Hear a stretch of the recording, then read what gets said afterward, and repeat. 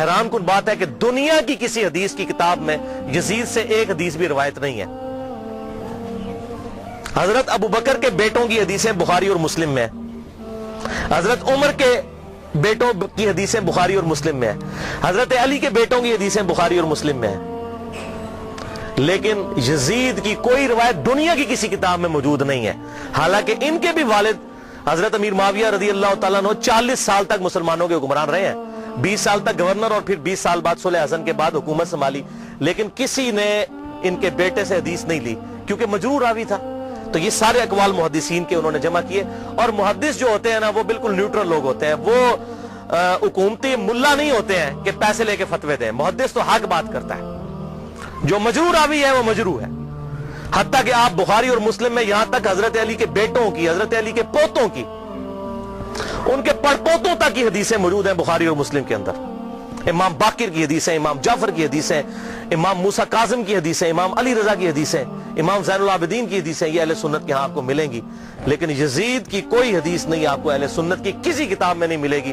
حالانکہ وہ اس کے باپ صحابی ہیں, 40 سال تک مسلمانوں کے حکمران رہے, ڈومیننٹ پرسنالٹی رہے. کوئی ایک روایتی محدث لے لیتا نا کہ 40 سال میں اپنے باپ سے کچھ سیکھا ہوگا انہوں نے, کوئی نہیں. کیونکہ وہ کہتے تھے یہ ظالم شخص ہے, یہ اس قابل ہی نہیں کہ اس سے حدیث لی جائے. وہ احمد بن حنبل کا قول میں انشاءاللہ بیان بھی کر دوں گا اس میں. تو بہرحال یہ کتاب پی ڈی ایف فارم میں اگر کسی کو چاہیے ہو تو مجھے ای میل کر سکتے ہیں mirza_95@yahoo.com پہ. میں آپ کو یہ بھجوا بھی سکتا ہوں. بھائیو, آپ صلی اللہ علیہ وسلم کی وفات کے 50 سال کے بعد 60 ہجری میں حضرت امیر معاویہ رضی اللہ تعالیٰ عنہ فوت ہوئے. اور جاتے جاتے انہوں نے اپنی زندگی میں ہی مرنے سے 4 سال پہلے ہی اپنے بیٹے یزید کے لیے بیعت لینا شروع کر دی. صحیح بخاری میں آتا ہے کہ صحابہ اکرام سخت خلاف تھے کہ آپ یہ کیا کرنے جا رہے ہیں, امت کو کس ڈگر پہ چلا کر جا رہے ہیں. لیکن تلوار کے زور پر اپنے بیٹے کی بیعت لی. صحیح بخاری میں موجود ہے. یہ کہتے ہیں جی بیعت کر لی تھی, گن پوائنٹ پہ بیعت کی. تو بیعت تو دل ہی ماننے کا نام ہے. اور میں حضرت عمر کا فتویٰ بھی اینڈ پہ بتاؤں گا صحیح بخاری سے کہ جو تلوار کے زور پر بیعت ہو اس کو حضرت عمر کہتے ہیں یہ بیعت ہی نہیں ہے. تو صحابہ کرام نے مخالفت کی, لیکن وہ جو معاملہ ہونا تھا وہ ہوا. وہ میں نے مسئلہ نمبر 101 میں ڈیٹیل کے ساتھ بیان کیا. آج ٹاپک کو میں چھیڑوں گا نہیں کیونکہ آلریڈی میں اس کو ایڈریس کر چکا ہوں. بہرحال اس حوالے سے صحیح بخاری میں انٹرنیشنل نمبر کے مطابق 120 نمبر حدیث ہے. حضرت ابو ہریرہ کہتے ہیں میں نے حضور صلی اللہ علیہ وسلم سے 2 پیالے لیے, ایک میں نے تمہارے سامنے ظاہر کر دیا, یعنی یہ جو شریعت کا علم ہے, حدیثیں میں نے بیان کر دی, اور دوسرا پیالہ ایسا ہے اگر میں تمہیں بتاؤں تو تم میری شہرت کاٹ دو. ایسی باتیں مجھے حضور نے بتائی ہیں. وہ کیا باتیں تھی؟ وہ صحیح بخاری کے اندر ہی انٹرنیشنل نمبر کے مطابق 3605 نمبر حدیث ہے. حضرت ابو ہریرہ کہتے ہیں کہ مجھے حضور صلی اللہ علیہ وسلم نے بنو قریش, بنو امیہ کے لونڈوں کے ان لڑکوں کے نام بتائے ہیں, ان کے ماں باپ اور قبیلوں کے نام تک بتا دیے ہیں جن کے ہاتھوں اس امت کی تباہی ہونے والی ہے. اور میں چاہوں تو ان کے نام, ان کے ماں باپ کے نام بھی بتا سکتا ہوں. جیسے حضرت حذیفہ ابن یمان کو حضور صلی اللہ علیہ وسلم نے منافقین کے نام بتائے تھے, حضرت ابو ہریرہ کو ان لوگوں کے نام بتا دیے تھے جن کے ہاتھوں امت کی تباہی ہونے والی تھی, بنو امیہ کے وہ لڑکے. حتیٰ کہ اسی حدیث کے تحت فتح الباری میں امام ابن حجر اسقلانی رحمہ اللہ المتوفی 852 ہجری وہ لکھتے ہیں, اور بڑی انہوں نے اسناد مختلف کتابوں سے, المصنف ابن ابی شیبہ سے, باقی کتابوں سے جمع کی کہ حضرت ابو ہریرہ یہ دعا کیا کرتے تھے, اے اللہ مجھے 60 ہجری تک باقی نہ رکھنا اور لڑکوں کی حکومت سے پہلے موت دینا. 59 ہجری میں حضرت ابو ہریرہ فوت ہو گئے اور 60 ہجری میں یزید ابن معاویہ تخت نشین ہوا. اور اس میں ایک مرفوع حدیث ہے انٹرنیشنل نمبر کے مطابق مسند امام احمد میں 8302 اور مشکات میں بھی 3716 کہ آپ صلی اللہ علیہ وسلم نے فرمایا 70 کی دہائی کے آغاز سے اللہ کی پناہ طلب کرو اور نوجوان لڑکوں کی حکومت سے اللہ کی پناہ طلب کرو. 70 کی دہائی کا آغاز یعنی 61 ہجری, اور واقعہ کربلا 61 ہجری میں ہوا ہے. تو آپ صلی اللہ علیہ وسلم نے اپنی امت کو اس حوالے سے خبریں دی تھیں کہ آپ صلی اللہ علیہ وسلم کی وفات کے بعد امت کے ساتھ کیا سلوک ہونے والا ہے. تو اس کے ظلم کی داستان بہت طویل ہے. یہاں پر میں اس کے 3 بڑے بڑے سیاہ کارنامے ذکر کروں گا احادیث کی کتابوں سے, تاریخ نہیں. اگر تاریخ میں نے بتایا تاریخ میں اگر 10 باتیں یزید کے حق میں ہیں نا تو 1000 اس کے خلاف ہیں. لیکن کیا کرتے ہیں یہ حکومتی ملے, اور چند ایک باتیں نقل کر کے تو پھر دفاع کرنے کا کوشش کرتے ہیں, اور پھر کتابوں پہ پابندی لگ جاتی ہے. وہ جو جھوٹی کتاب صلاح الدین یوسف صاحب نے لکھی, وہ گورنمنٹ نے پابندی لگا دی. کوئی حدیث نقل نہیں کی ہے, بلکہ ساری تاریخی روایتیں نقل کی ہیں, اور وہیں پر لکھا ہوا ہے کہ یزید کی فوجوں نے واقعہ حرہ میں 1000 صحابیات اور تابعیات کے ساتھ زنا کیا اور وہ حاملہ ہو گئیں اور 3 دن تک مسجد نبی میں گھوڑے باندھ کر رکھے اور مسجد نبی میں نماز نہیں ہوئی ہے، لیکن صلاح الدین یوسف صاحب کی رگ نہیں پھٹکی کہ میں یہ حق لوگوں کو بتاؤں ابن کثیر سے. اس ابن کثیر سے اپنے مطلب کی باتیں نقل کی، وہ بتا رہا ہوں 10 باتیں نقل کی، 1000 اس کے خلاف لکھی ہوئی ہیں. لیکن جب کوئی بندہ بے ایمانی پہ اتر آئے تو اس کا تو کوئی علاج نہیں ہے. لہذا میں تاریخ کو کرتا ہوں سائڈ پہ، میں صرف آپ کو احادیث سے حوالے دوں گا جس کے سامنے اب سارے خاموش ہو چکے ہیں. جب سے یہ میری یہ پمفلٹ آئے ہیں، یہ واقعہ کربلا کا حقیقی پس منظر 50 صحیح الاسناد احادیث کی روشنی میں، یہ والا پمفلٹ اور یہ رافضیت، ناسبیت اور یزیدیت کا تحقیقی جائزہ، یہ پمفلٹ میں نے ڈاکٹر ذاکر نائک کے خلاف لکھا تھا، انگلش کے اندر بھی، اردو کے اندر بھی. اور ان کے ہم نے شاگرد پاکستان آئے، ان کے ہاتھ میں یہ پمفلٹ پکڑائے کہ خدا کے لیے کہ آپ یہ کون سی وہ امام غزالی کی لکھی ہوئی تاریخ بیان کر رہے ہیں، ابن تیمیہ کی لکھی ہوئی تاریخ بیان کر رہے ہیں. خدا کے لیے حدیث کی کتابیں پڑھیں، بخاری اور مسلم پڑھیں، یا تو بخاری اور مسلم کو غلط کہہ دیں، منکرین حدیث مان جائیں. یہ تاریخیں تو حکمرانوں نے لکھوائی ہوئی ہیں. با ادب با ملاحظہ ہوشیار، لکھو ہم بڑے سخی تھے، ہم یہ تھے وہ تھے. تاریخیں تو حکمرانوں کی لکھوائی ہوئی ہیں. حدیثیں ہیں، یہ ہیں ایماندار لوگ محدثین، یہ ہیں اصل اہل حدیث اہل سنت جنہوں نے حق بات امت کو بتائی. ان کو فالو کریں. تو دین جب محدثین سے لیا تو اس طرح کی باتیں محدثین سے لینی ہے. اتھینٹسٹی تو محدثین کی ہے، نہ کہ ان لوگوں کی ہے. تو اس حوالے سے یہ بات آپ سمجھ لیجئے. 3 سیاہ کارنامے یزید کے.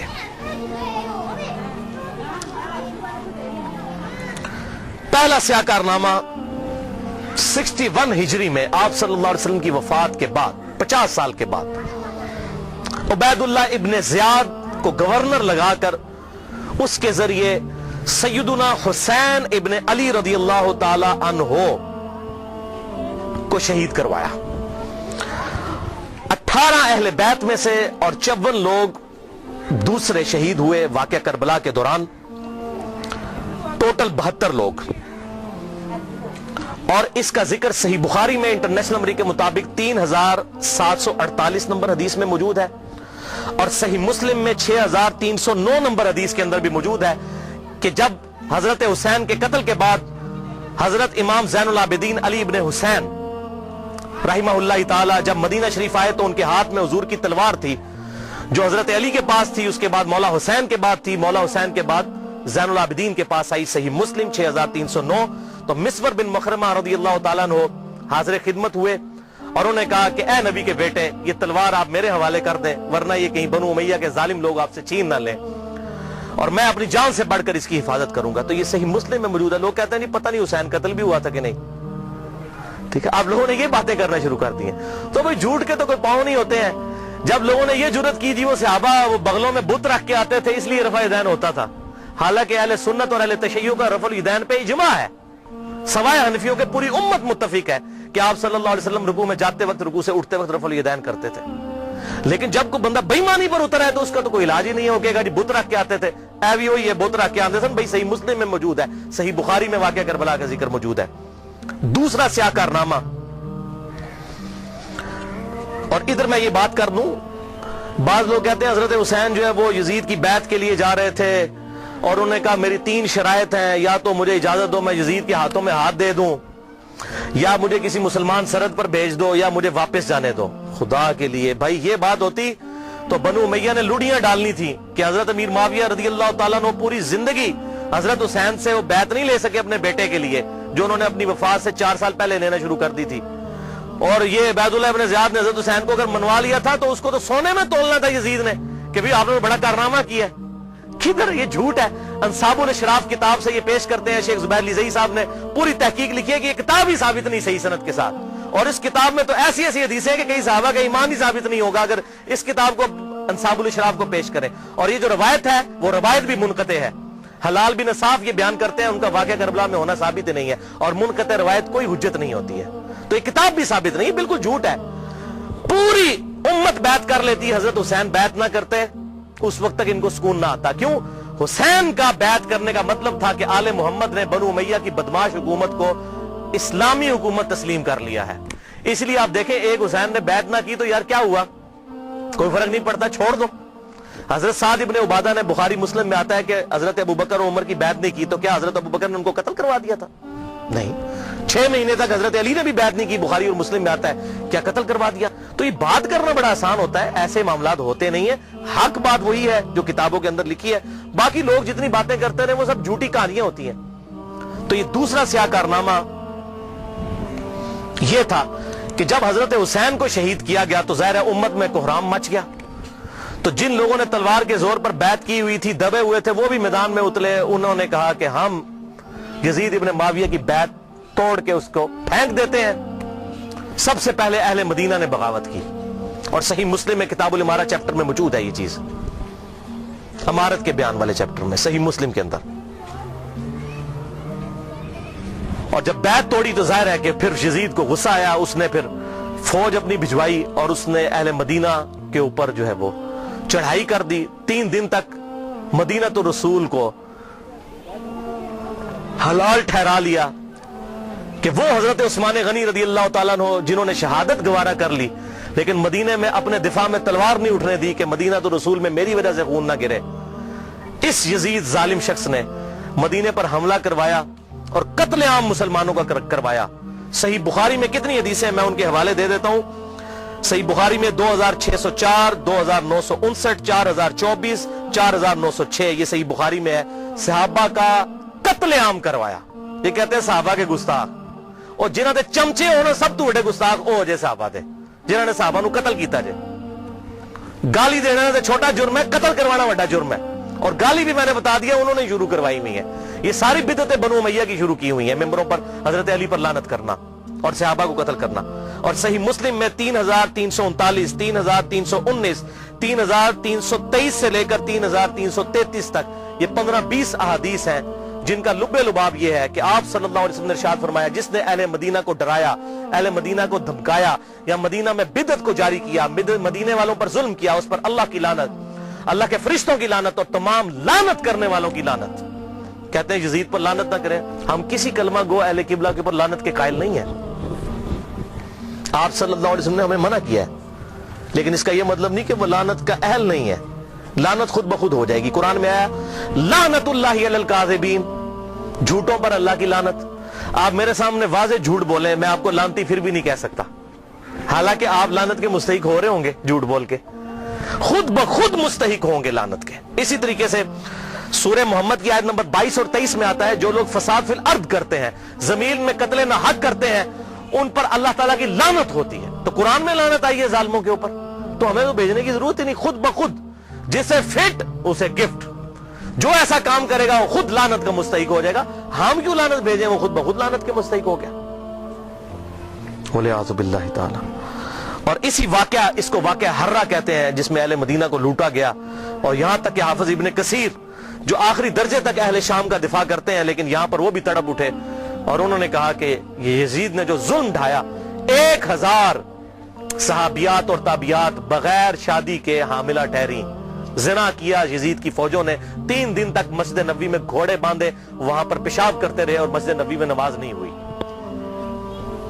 اور حتیٰ کہ پھر حافظ ابن کثیر تڑپ اٹھے جب مختار سخوی نے 22,000 قاتلین حسین کو ایک ایک لسٹ بنا کر قتل کیا, تو ابن کثیر کہتے ہیں کہ اس نے مسلمانوں کے دل ٹھنڈے کر دیے. ایک تو توابون کھڑے ہوئے 4000 کے قریب, لیکن وہ عبید اللہ ابن زیاد کا مقابلہ نہیں کر سکے. بعد میں مختار سخوی نے جس طریقے سے ان کو قتل کیا جو حضرت حسین کے خلاف کھڑے ہوئے تھے, اور آپ دیکھیں اس کا سرغنہ کون تھا, عمر ابن سعد ابن ابی وقاص, جنتی صحابی کا بیٹا. حضرت نوح علیہ السلام پیغمبر سے, بیٹا کیا نکلا کافر. کہتے نہیں صحابہ کی اولاد, او بھئی نبی کی اولاد سے بڑھ کر کون ہو سکتا ہے, حضرت نوح کا بیٹا کافر. تو اس کی وجہ سے حضرت نوح کو تو کوئی لعن طعن نہیں کر سکتا. اسی طریقے سے عمر ابن سعد جیسے سعد ابن ابی وقاص جنتی صحابی ہیں.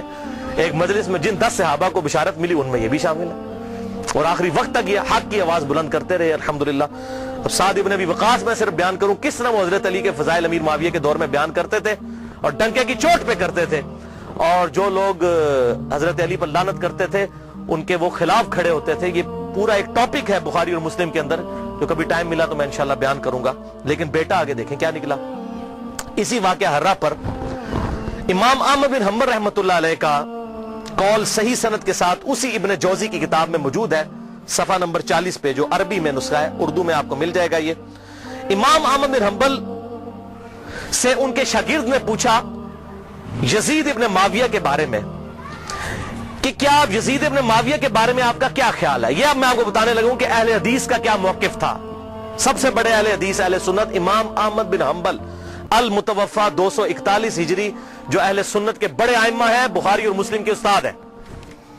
और वो क्या कह रहे हैं, आप हदीस में किसको लेते हैं कि जी किस रावी पर बहस करनी है, आप कहते हैं ये फलां मुहद्दिस इसको ज़ईफ कहता है। अब ये सबसे बड़ा इमाम अहले सुन्नत का क्या कह रहा है, वो कहते हैं कि यजीद वही है जिसने मदीने वालों के साथ वो करतूत किए जो उसने किए। शागिर्द ने पूछा यजीद ने क्या किया था, अहमद बिन हंबल ने फरमाया उसने मदीने वालों को लूटा था। शागिर्द ने पूछा क्या हम यजीद से हदीस बयान कर सकते हैं, अहमद बिन हंबल ने फरमाया यजीद से हदीस मत बयान करो, और किसी के लिए यह हलाल ही नहीं है कि वो यजीद से एक हदीस भी बयान करे। फिर शागिर्द ने पूछा कि जब यजीद ने यह हरकतें की थी तो किन लोगों ने यजीद का साथ दिया था, तो अहमद बिन हंबल ने फरमाया अहले शाम ने, ये शामियों ने यह गलत काम किया था जो यजीद के साथ मिलकर अहले बैत के साथ और अहले मदीना के साथ जुल्म उन पर ढाया था। ये दूसरा कारनामा। और तीसरा स्याह कारनामा 64 हिजरी में, इसी दौरान हजरत अब्दुल्ला इब्न जुबैर रज़ियल्लाहु ताला अन्हु, ये वो सहाबी हैं जिनके बारे में सही बुखारी में आता है, जब मुसलमान हिजरत करके मदीना शरीफ आए तो यहूदियों ने कहा हमने मुसलमानों पर बंदिश कर दी है, इनके घर अब औलाद नहीं होगी। तो सबसे पहले बेटा पैदा हुआ हजरत अबू बकर का नवासा अब्दुल्ला इब्न जुबैर, हजरत आयशा की जो बहन थी अस्मा बिनते अबी बकर, उनका बेटा अब्दुल्ला इब्न जुबैर। और हुजूर ने अपने मुबारक हाथों से इनको गुट्टी दी थी, खजूर चबाकर, सही बुखारी में आता है। ये वो हैं अब्दुल्ला इब्न जुबैर सहाबी। ये भी हजरत हुसैन की तरह जिन चंद बड़े लोगों ने बैत नहीं की, कौन कौन थे उनमें, हजरत हुसैन इब्न अली, अली का बेटा, हजरत अब्बास का बेटा अब्दुल्ला इब्न अब्बास, अबू बकर का बेटा अब्दुर्रहमान बिन अबी बकर, और जुबैर का बेटा इब्न जुबैर, अब्दुल्ला इब्न जुबैर। तो ये नुमाइंदा शख्सियत ही सामने आती है ना। मुझे बताएं, आज अगर जरदारी और नवाज शरीफ मिलकर इमरान खान की बैत कर लें तो क्या ये दो बंदों की बैत होगी, पूरी पार्टी की? या इमरान खान और जरदारी मिलकर नवाज शरीफ की कर लें, या इमरान खान और नवाज शरीफ मिलकर जरदारी की बैत कर लें, तो क्या ये दो बंदों की बैत होगी, पूरी पार्टी की? वो कहते नहीं सबने बैत कर ली थी। और भाई नुमाइंदा शख्सियत तो उम्मत की यही थी ना, बाकी तो सारे बेचारे इसी तरह होते हैं। हुसैन तो नहीं रोजाना मामा जमनिया, हुसैन बनना सौखा है। आपने बुखारी में हजरत अबू हुरैरा का कॉल सुन लिया कि वो कहते हैं मुझे डर है मैं उन लोगों के नाम बताऊं तो मुझे कत्ल कर दो, तो उन्होंने अपनी जान बचाई। जान बचाना भी फर्ज है, लेकिन आला तरीन दर्जा यह है जो सही मुस्लिम में हदीस है, इंटरनेशनल के मुताबिक 177 नंबर हदीस सही मुस्लिम